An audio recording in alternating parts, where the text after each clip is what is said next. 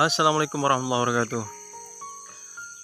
Teman-teman sawit, hari ini kebetulan kita ke ladang teman-teman, dan saya mau memperlihatkan ini merupakan tanaman sawit dura.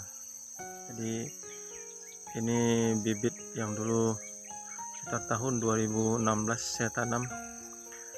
Tidak memperhatikan bahwa sebagian bibit itu adalah bibit bukan unggul. Jadi kita beli dari masyarakat, ternyata di antara bibit-bibit itu ada yang tidak unggul.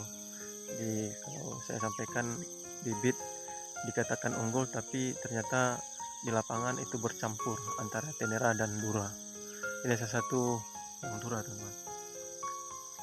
Tapi setelah kita mengetahui bagaimana teknik pembudidayaan kelapa sawit, ternyata tenera itu sangat menguntungkan bila ditanam, dan ini salah satu bukti tenera. Lihat, batangnya cukup besar, dan ini buahnya. Teman-teman, ini susun 3 nih. Ini varietas 540. Yang tanaman ini adalah tanaman bisa dibilang sisipan. Ini tanaman aslinya. Ini saya matikan karena ini dura, dan ini penggantinya teman-teman. Ini saya tanam ketika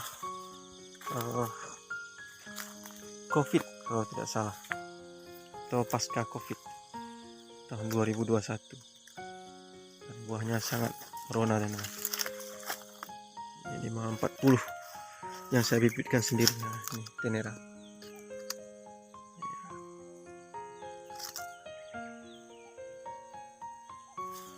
540. Dan ini salah satu hama yang mengganggu buah kelapa sawit kita teman-teman, hama monyet. Jadi ini sudah mengurangi bobot tandan sebenarnya. Seperti ini teman-teman. Kalau yang sisipan sedikit lebih lambat,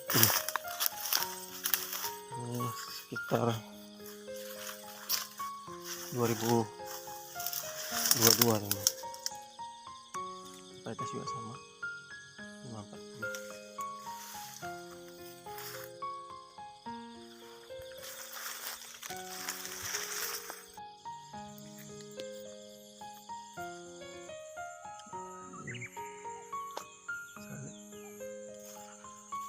Tahun tanam 2016. Wah, sedikit gelap, tidak ada yang masak nih teman.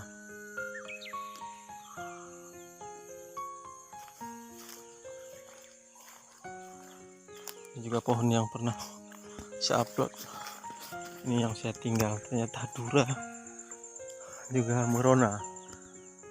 Sawit dura ini tidak pernah berhenti berbuah teman. Dan ini saya tinggalkan satu batang, dan betul-betul tidak pernah berhenti berbuah. Hampir setiap pelepah itu mengeluarkan buah. Pohonnya sekitar 3 meter teman. Buahnya cukup besar.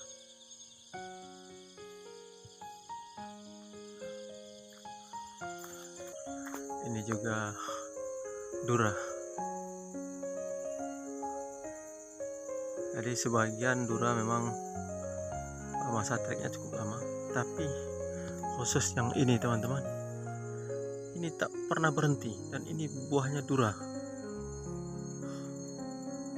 Salah satu dura yang treknya terlama ini. Kasih nampak makan kawan.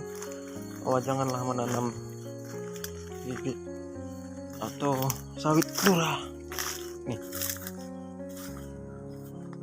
ini pohonnya cukup besar teman-teman, dan buahnya cukup besar, mungkin bobot tandan sekitar 35 kilo, tapi dia cuma berbuah 3. 1, ini 2, dan 1 lagi. Nah, ini 3. dia hanya menghasilkan 6 tandan dalam 1 tahun. Jadi sangat rugi bila kita menanam yang Dura. Memang untuk yang ini saya salut, Dura super.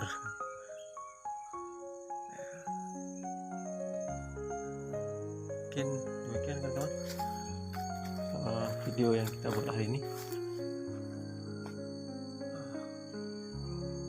Jadwal panen minggu depan. Bagian buahnya sudah ada yang rontok teman. Tapi lebih banyak yang masih belum berondol, yang sudah berondol.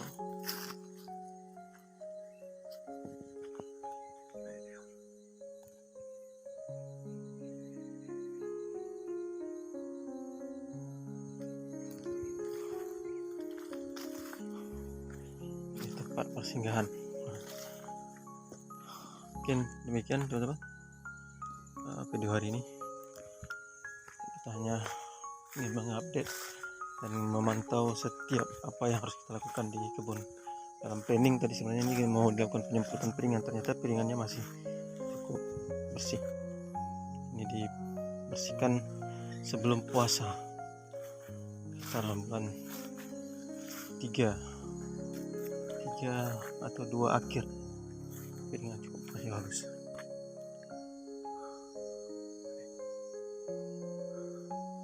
Dura paling tua ini, dan ini juga tidak pernah berhenti berbuah. Sebenarnya kita sudah melakukan penyulaman teman-teman, karena ini buah Dura. Kita sudah mengganti dengan PPKS 540 sampingnya, jarak 5 meter. Tapi ternyata si Dura ini tidak pernah berhenti berbuah. Jadi kita memutuskan ini tetap kita rawat saja. Dan ini juga, tapi ini akan kita eksekusi nanti, karena ini tidak akan optimal buahnya. Teman-teman bisa lihat ini, karena terlalu rapat di buahnya kecil, padahal ini bibit unggul 540 dan dia mengeluarkan buah jantan. Nah seharusnya seperti tadi, buahnya itu berlingkar, mungkin tingkat 2 atau tingkat 3 berjejer. Ini tidak menghasilkan buah karena dia terjadi etulasi. Sebenarnya ini kita rencang untuk mengganti buah Duranya, batang Dura tadi. Tapi karena Duranya tidak pernah berhenti dan bobot buahnya cukup besar, tinggi pohon sudah 5 meter, jadi kita pertahankan saja. Ini yang kita eksekusi. Walaupun bibit unggul, tapi ketika etulasi kita harus mengeksekusi teman-teman. Mungkin sampai di sini saja teman-teman video kita hari ini. Kebun mineral.